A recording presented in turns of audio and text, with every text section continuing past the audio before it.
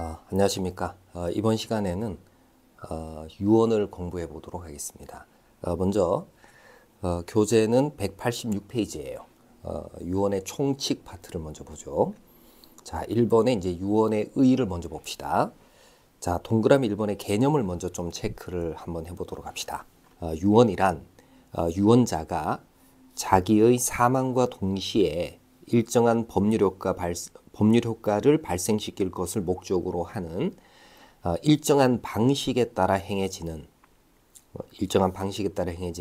상대방 없는 단독행위, 이걸 이제 유언이라고 얘기를 합니다. 그래서 유언은 일단 사망과 동시에 법률 효과가 생긴다라는 점에서 사인행위라고 얘기를 해요. 그 다음에 이제 일정한 방식에 따라서 행해지는 것이기 때문에 유언은 이제 요식행위가 되고요. 그 다음 특정의 상대방에게 의사표시가 도달될 필요가 없는 것이라서 상대방 없는 단독행위라고 이제 이해를 하시면 됩니다. 자, 1060조를 보시면 위에 조문에 자, 유언은 본법에 정한 방식에 의하지 아니하면 효력이 생하지 아니한다. 그러니까 효력이 생기지 않는다라는 것이기 때문에 유언은 요식행위다. 유언의 요식성을 규정을 하고 있어요. 일정한 방식이 필요한 행위다. 자, 동그라미 2번에 유언의 법적 성질을 보시면은 자, 양가로 기억에 유언은 요식행위죠. 그러니까 민법이 정한 방식에 따라서만 이제 행해질 수 있고요. 방식에 반하는 유언은 무효가 될 수밖에 없습니다. 자, 그다음 이제 상대방이 없는 단독행위죠. 그러니까 그 의사표시가 특정한 상대방에게 도달될 것을 요구하지 않습니다. 그래서 상대방 없는 단독행위. 주의하실 것은 일반적으로 단독행위에는 조건이나 기한을 부과하지 못하는 게 원칙이에요. 근데 유언에는 조건이나 기한을 부과할 수 있다라는 점을 좀 주의를 하셔야 됩니다. 이거는 이제 유언자의 진정한 의사를 존중하는 것이 보다 더 중요하기 때문에 그렇습니다. 자, 그 다음에 이제 양가로 디귿의 사인행위이고요. 사망에 의해서 효력이 발생한다. 그 다음 유언은 철회가 자유롭다. 라는 것도 꼭 기억을 해 두셔야 됩니다. 자, 그 다음 숫자 2번에 유언 자유와 유언의 제한입니다. 자, 우리 이제 유언은 그 사망하는 자가 자신의 진정한 의사를 사후에도 관철할 수 있도록 하는 제도이기 때문에 유언은 자유롭게 할 수 있어야 됩니다. 이게 사유재산권 존중의 원칙으로부터 이제 도출이 되는 것이겠죠. 그래서 사적 자치의 한 내용으로 유언 자유가 당연히 이제 원칙적으로 인정이 돼야 될 겁니다. 자, 그런데 동그라미 2번에 유언 자유를 제한하는 요소들이 있습니다. 우선 첫 번째가 유언 사항을 법으로 정해놨어요. 그러니까 모든 사항에 관해서 유언의 법적 효과가 생길 수는 없습니다. 법으로 정한 사항에 한해서만 유언의 법적 효과가 생기도록 하는데요. 유언의 법정 사항은 재단법인의 설립, 친생 부인, 인지, 후견인의 지정, 상속재산의 분할 방법의 지정 또는 위탁, 상속재산 분할 금지, 유언 집행자의 지정 또는 위탁, 유증 등이 있습니다. 그리고 이제 신탁법에 따르는 신탁의 설정도 법으로 정한 유언 사항이 되겠죠. 그래서 법으로 정한 사항에 한해서만 유언의 법적 효과가 생길 수가 있다라는 것을 알아두시고, 자, 유언을 통해 가지고 유언자가 가지는 재산을 누군가에게 무상으로 수여하겠다라는 내용을 담고 있는 유언을 유증이라고 합니다. 그래서 유언의 대부분은 유증이다, 이렇게 이제 생각을 하시면 되겠죠. 자, 그다음 양가로 니은에 유류분 또한 역시 유언 자유에 관한 제한 요소가 되는 겁니다. 그러니까 유류분은 피상속인의 유산 처분의 자유를 제한해서 상속인을 보호하는 제도이기 때문에 유언 자유에 대한 제한이 되겠죠. 자, 그다음 이제 방식 제한도 유언 자유에 대한 이제 하나의 제한이 될 수가 있습니다. 자, 그다음 이제 숫자 3번에 유언 능력을 보죠. 1061조를 보면 만 17세에 달하지 못한 자는 유언을 하지 못한다. 그러니까 만 17세에 이르지 아니한 자의 유언은 무효가 될 수밖에 없어요. 자, 그리고 이제 1062조를 보면은 제한 능력자와 유언이라고 해서 5조, 10조, 13조. 5조가 미성년자의 법률 행위는 법정 대리인의 동의를 얻어야 된다라는 취지예요. 10조는 피성년 후견인에게는 행위 능력이 제한된다. 13조는 피한정 후견인의 행위 능력에 관한 규정인데 이런 규정들은 유언에 관해서는 이를 적용하지 않습니다. 그래서 미성년자라고 하더라도 17세에 달한 자라고 한다면 단독으로 유효하게 유언을 할 수가 있는 것이죠. 자, 1063조 피성년 후견인의 유언 능력에 관해서는 별도의 규정을 두고 있습니다. 자, 피성년 후견인은 의사 능력이 회복된 때에만 유언을 할 수가 있습니다. 그리고 피성년 후견인의 의사 능력이 회복되었는지는 의사가 이를 확인해 줘야 됩니다. 의사가 심신 회복의 상태를 유언서에 부기하고 서명 날인해야 됩니다. 자, 그래서 조문만 좀 확인을 하시면 되고요. 자, 그다음 양가로 2번에 수유 능력이라고 이제 되어 있는데 이 수유 능력이라는 것은 유증을 받을 수 있는 능력입니다. 1064조를 보시면 천조 제3항, 1004조의 규정은 수증자에 준용한다. 이 말은 천조 제3항은 태아에게 상속 능력이 있다라는 취지의 규정이라서 그래서 태아도 수유 능력이 있다는 거죠. 태아의 수유 능력 이거를 인정한다는 겁니다. 즉 유언의 효력이 발생할 당시에 태아라고 하더라도 태아는 유언에 따른 권리를 취득할 수 있다. 물론 살아서 출생하는 것을 정지 조건으로 하겠죠. 그 다음 1004조는 상속 결격에 관한 규정입니다. 그래서 상속 결격자는 수유 능력을 부정한다는 거예요. 상속 결격자가 수유자가 되었을 때에는 그 유증의 효력은 인정이 되지는 않는다. 그렇게 이제 알아두시면 되겠죠.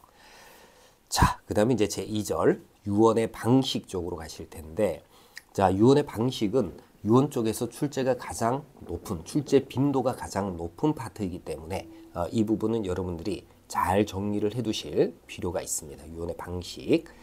자, 먼저 1번의 이제 유언의 요식성입니다.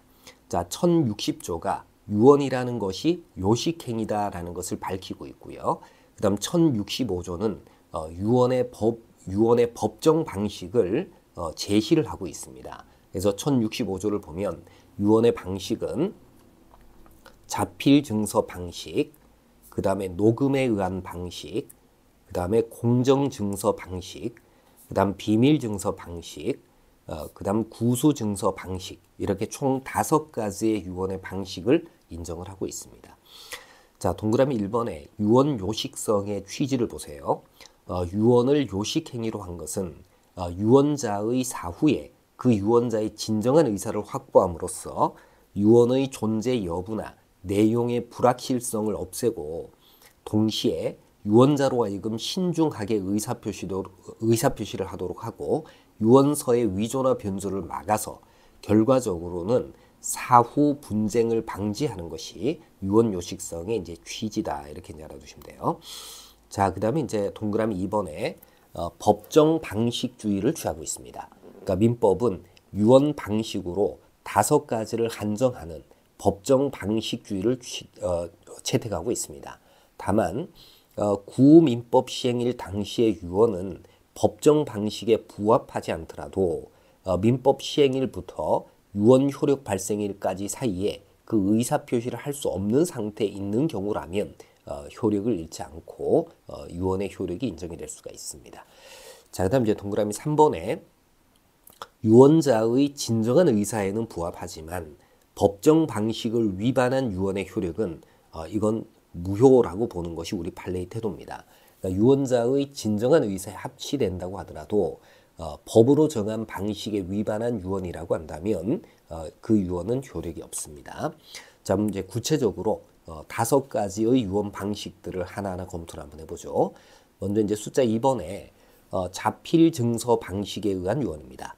1066조를 보면 자필 증서에 의한 유언은 유언자가 전문, 그 다음에 연월일, 그 다음에 주소, 그 다음에 성명을 자서하고, 그러니까 자서한다라는 말은 스스로 작성한다는 거예요. 수기를 한다는 거죠. 그 다음에 날인하여야 한다. 날인이라는 말은 도장을 찍는다는 얘기죠. 그 다음 2항 전항의 증서에 문자의 삽입, 삭제 또는 변경을 하면은 유언자가 삽입, 삭제, 변경임을 자서하고 그 파트에 관해서 날인해야 된다. 자, 동그라미 1번에 전문의 자서입니다. 자필 증서에 의한 유언에 있어서 자서는 이거는 절대적 요건입니다. 자서는 스스로 이제 서술하는 것은 절대적 요건입니다.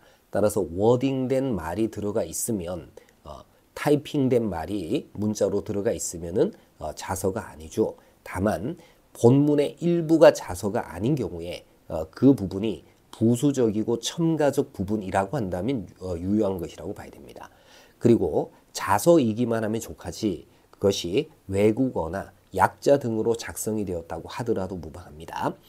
자, 그다음 이제 동그라미 2번에 연월일의 자서입니다. 그러니까 연월일의 이제 기능을 보시면은 연월일은 유언자의 유언 능력이 인정이 되는지, 그 다음에 이제 유언 방식을 결정하는 기준, 그 다음에 이제 상호 저촉되는 여러 개의 유언의 효력 결정, 선후, 우열 결정 등의 판단 기준 시기가 되는 유언의 중요한 요소이기 때문에 연월일의 기재가 없는 유언은 방식 흠결이기 때문에 유언은 무효가 됩니다. 자, 그 다음 양가로 니은의 연월일의 기재 방법인데요. 연월일의 기재가 없거나 불완전하더라도 증서 내용 등에 의해서 확정이 가능한 경우라면은 유언장이 확정된 일자에 작성된 것이라고 볼 수 있기 때문에 유언은 유효합니다. 중요한 것은 일자의 확정이 가능해야 됩니다. 일자, 작성일을 특정할 수 있는 경우라면 유언의 효력은 인정이 될 수가 있어요. 몇 년, 몇 월, 며칠 뭐 이렇게 기재하지 않았다 하더라도 딸의 결혼식 날 뭐 이런 식으로 기재가 된 것이라고 하더라도 일자 확정이 가능한 것이라서 따라서 유언은 유효하다. 그러니까 작성일을 특정할 수 있는 경우 작성일의 특정이 가능하다. 그러면은 이제 유효가 될 수가 있습니다. 자, 그다음 양가로 디귿에 연월만 기재하고 일자의 기재가 없어요. 이거는 이제 결국은 작성일을 특정할 수가 없는 것이죠. 작성일을 특정할 수 없는 자필 증서 방식의 유언이라면 이 유언은 효력이 없다. 이렇게 봐야 됩니다. 자, 그다음 양가로 리을에 연월일의 기재 위치인데 기재 위치는 중요하지 않습니다. 그러니까 본문에 기재가 되어져 있어야 되는 것은 아니고요. 봉투에 자서된 채로 기재가 되어져 있다 하더라도 상관은 없습니다. 자, 그다음 이제 3번에 주소 성명의 자서입니다. 자, 주소는 반드시 주민등록상의 주소가 아니라도 상관없고요.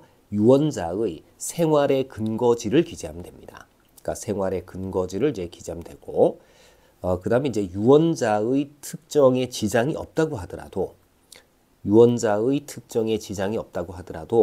주소를 자서하지 아니한 자필 증서에 의한 유언은 효력이 없다라고 보는 게 우리 판례의 태도입니다. 이거는 여러분들이 암기를 해서 꼭 기억을 해 두시기 바랍니다. 자, 주소를 기재하도록 하는 까닭은 유언자를 특정하는 데 그 목적이 있어요. 근데 우리 대법원은 유언자를 특정하는 데 전혀 지장이 없다고 하더라도 주소를 자서하지 않았다면은 자필 증서에 의한 유언은 효력이 없다라고 이렇게 보고 있습니다. 결국 유언의 방식이라는 규정을 매우 중요하게 판단하고 고려하고 있다라는 것이 우리 대법원의 입장이다. 그렇게 이제 알아두시면 되겠죠. 그래서 주소를 자서하지 아니한 자필 증서에 의한 유언은 효력이 없다. 이 점 이제 꼭 기억을 해두시고요. 자, 그 다음에 성명은 유언이 누구 것인지를 알 수 있으면 좋게요.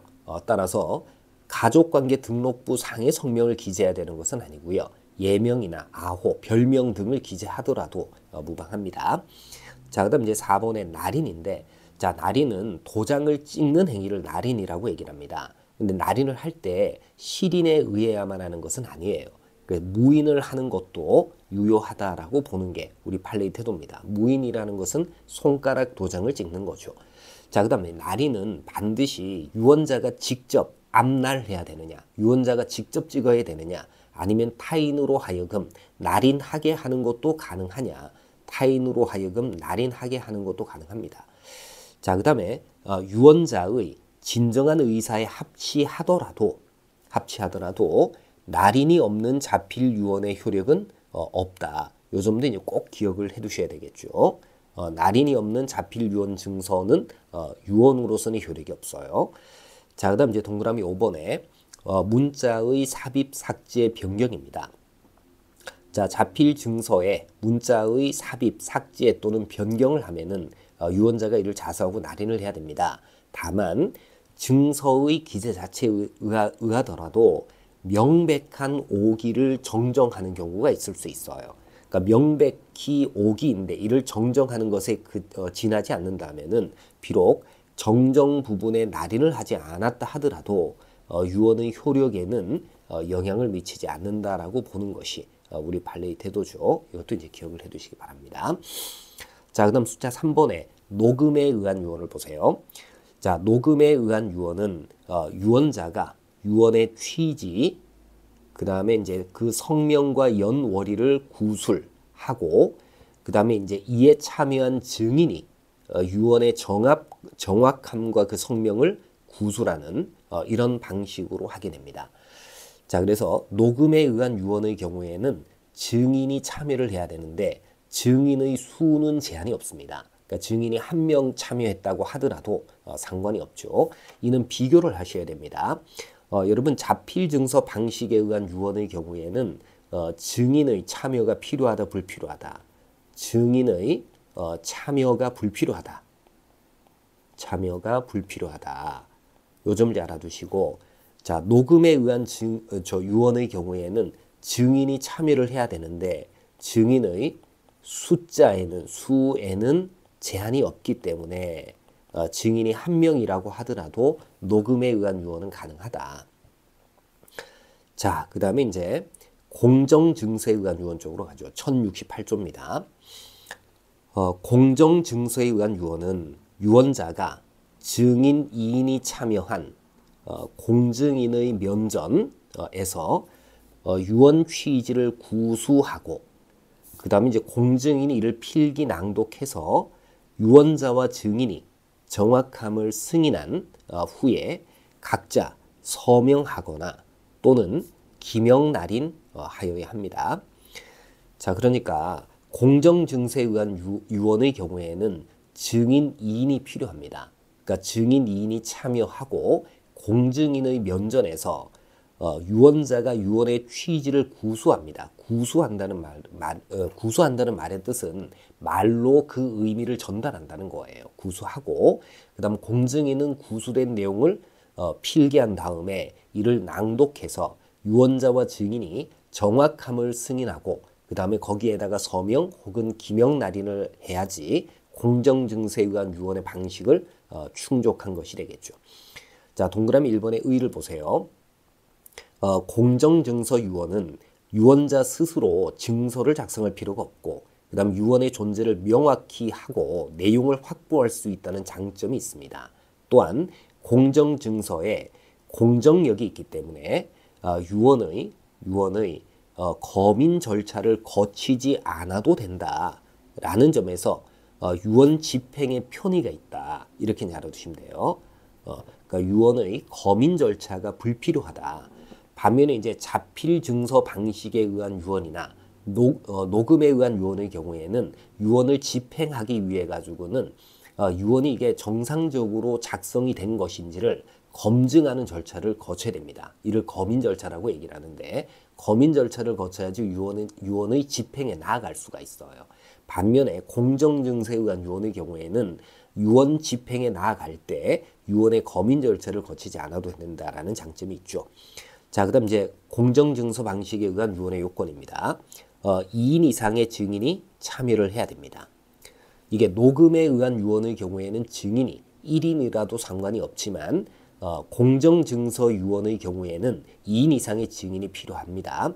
따라서 증인의 참여가 없는 유언은 공정증서 유언으로서의 효력이 없습니다. 자, 유언장에 인증을 받았지만 증인 2인의 참여가 없고 그 다음에 자서된 것이 아니라고 한다면은 증인이 없기 때문에 공정증서 유언으로서의 효력이 없고요. 자서가 된 것이 아니기 때문에 자필 증서에 의한 유언으로서의 효력도 없는 것이죠. 자, 그다음 두 번째는 유언자가 공증인의 면전에서 유언의 취지를 구수해야 됩니다. 여러분 이제 구수라는 말의 뜻을 알아두시기 바라요. 구수란 말로써 유언의 내용을 상대방에게 전달하는 것을 구수라고 얘기를 합니다. 따라서 유언 공정증서를 작성할 당시에 반혼수 상태인 유언자가 유언 공정증서의 취지를 듣고 고개만 끄덕인 경우라고 한다면은 유언 취지를 유언자가 구수했다 이렇게 볼 수는 없어요. 그러니까 유언 취지의 구수가 없기 때문에 공정증서 유언으로서는 효력이 없습니다.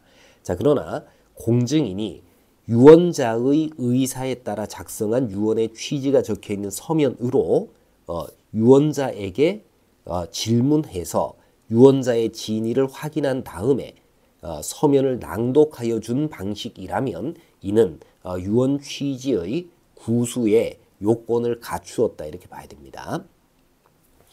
자, 그 다음에 이제 세 번째 요건은 공증인이 유언자의 구수를 필기하고 이를 유언자와 증인 앞에서 낭독을 해야 되고요. 그 다음에 이제 유언자와 공증인이 유언자와 증인이 공증인의 필기가 정확함을 승인한 후에 각자 서명 또는 기명 날인해야 됩니다. 자, 이게 이제 공정증서 방식에 의한 유언 요건이고요. 자, 그다음 이제 5번에 비밀 증서에 의한 유언을 봅시다. 자, 1069조 비밀 증서에 의한 유언은 유언자가 필자의 성명을 기입한 증서, 요 증서를 작성을 하고요. 이 증서가 반드시 자서된 것일 필요는 없습니다. 이 증서를 엄봉 날인, 그러니까 봉투에 넣고 거기에다 도장을 찍는다는 겁니다. 엄봉 날인이라는 것은 봉투에 넣고 도장을 찍는다. 날인하고 이를 2인 이상의 증인의 면전에 제출해서 자기의 유언서임을 표시를 합니다. 그리고 그 봉서 표면에 제출 연월일을 기재를 하고요. 그러니까 비밀증서 방식에 의한 유언이 되려면은 제출 연월일은 봉투에 기재가 되어져 있어야 됩니다. 그 다음에 유언자와 증인이 각자 서명 또는 기명 날인해야 됩니다. 어디에? 봉투에. 자, 그 다음 2항 보세요. 전항의 방식에 의한 유언 봉서는 그 표면에 기재된 날로부터 제출한 날로부터 5일 내에 공증인 또는 법원 서기에게 제출해서 그 봉인상에 확정일자인을 받아야 합니다. 만약에 이제 확정일자인을 받지 않으면은 이 비밀증서 방식에 의한 유언은 효력이 없는 것이죠. 자, 그래서 요건을 보시면은 우선 이게 첫 번째 요건이죠. 필자의 성명이 들어가 있는 증서를 일단 작성한다. 그 다음에 그 증서를 엄봉 날인한다. 봉투에 넣고 거기에다 도장을 찍는다. 유언자가. 자, 그 다음 이를 2인 이상의 증인에게 제출을 한다. 그 다음에 봉투에다가 제출 연월일을 기재를 하고 그 다음에 유언자와 증인이 각자 서명 또는 기명 날인을 한다. 그런 다음에 봉투에 적혀져 있는 날짜로부터 5일 이내에 확정일자인을 받아야 된다. 자, 이런 요건을 갖추었을 때 비밀증서에 의한 유언의 효력이 생길 수가 있습니다. 자, 그 다음 1071조를 보세요. 자, 비밀증서에 의한 유언이 방식의 흠결이 있어요. 예를 들면 봉서 표면에 제출 연월일이 기재되지도 않았고 기재된 날로부터 5일 내에 확정일자인도 받은 바가 없어요. 그러면 비밀증서 방식에 의한 유언의 요건은 흠결이 될 거예요. 그러나 그 봉투 안에 들어가 있는 증서가 자필 유언증서 방식의 요건을 갖추었다라고 한다면 자필 증서 방식에 적합한 때라면 이때는 비밀 증서에 의한 유언으로서는 효력이 없지만 자필 증서에 의한 유언으로는 효력이 있습니다. 그래서 무효행위 전환이 이루어질 수가 있다. 그렇게 이제 비밀증서 방식에 의한 유언의 요건을 기억을 해두시기 바래요. 자, 그다음 6번에 구수증서에 의한 유언입니다. 자, 1070조를 보세요. 구수증서에 의한 유언은 질병 기타 급박한 사유로 전사조 방식에 의할 수 없는 경우,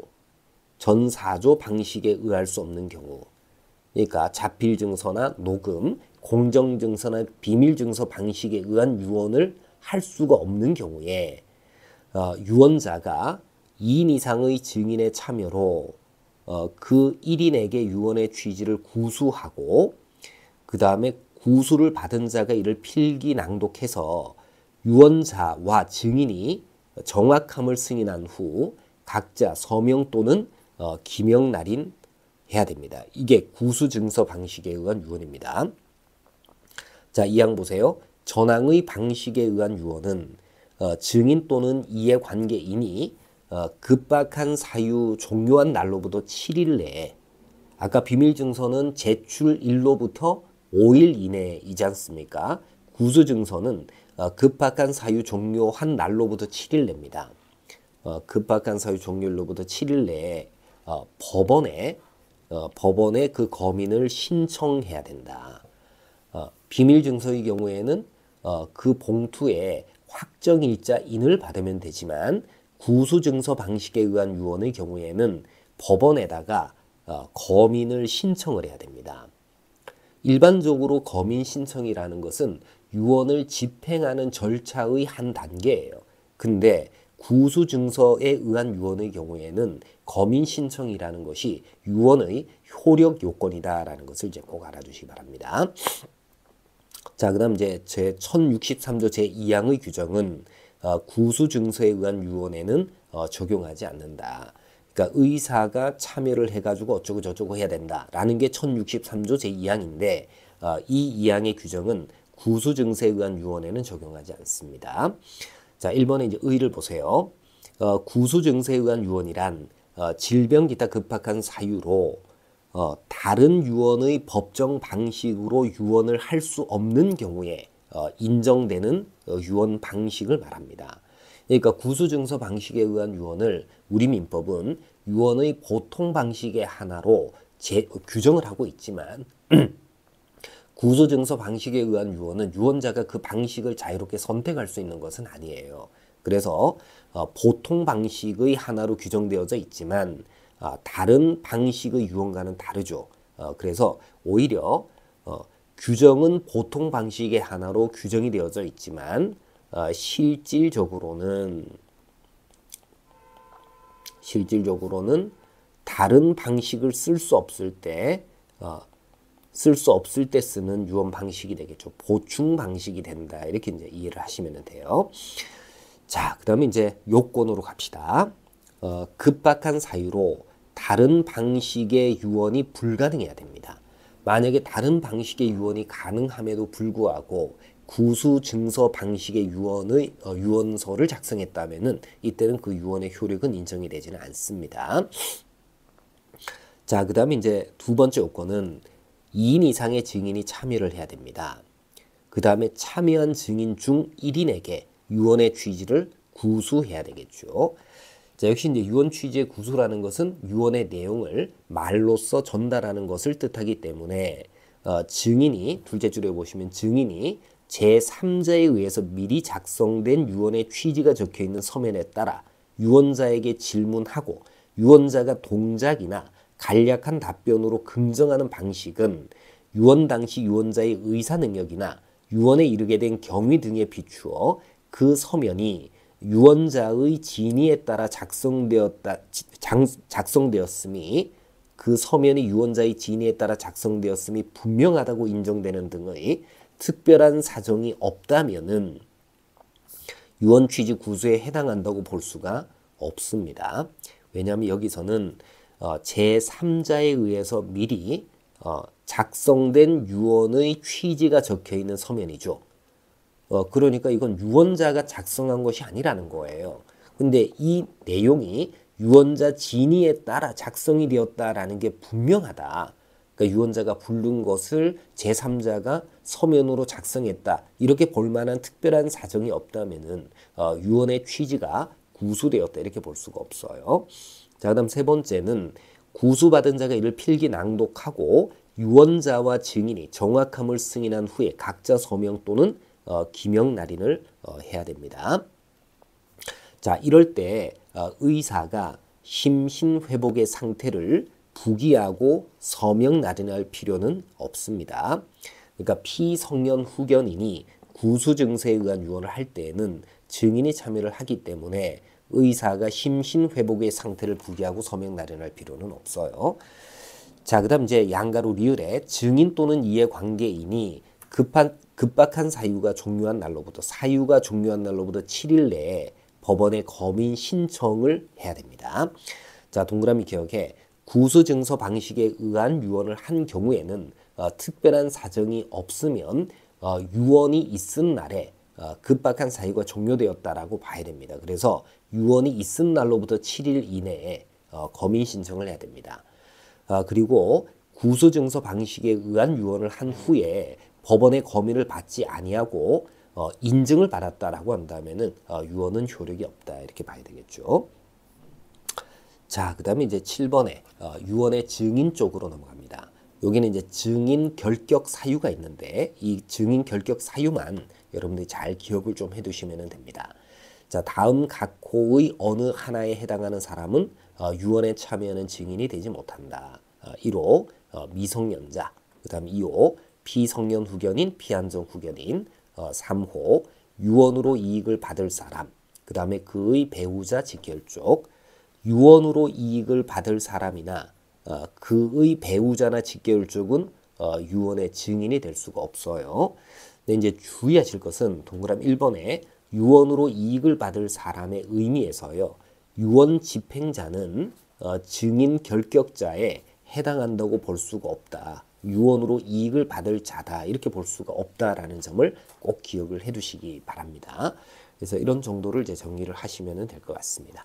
자, 이렇게 해서 우리가 유언의 의미, 그 다음에 유언의 방식 5가지를 이제 쭉 한번 살펴봤습니다.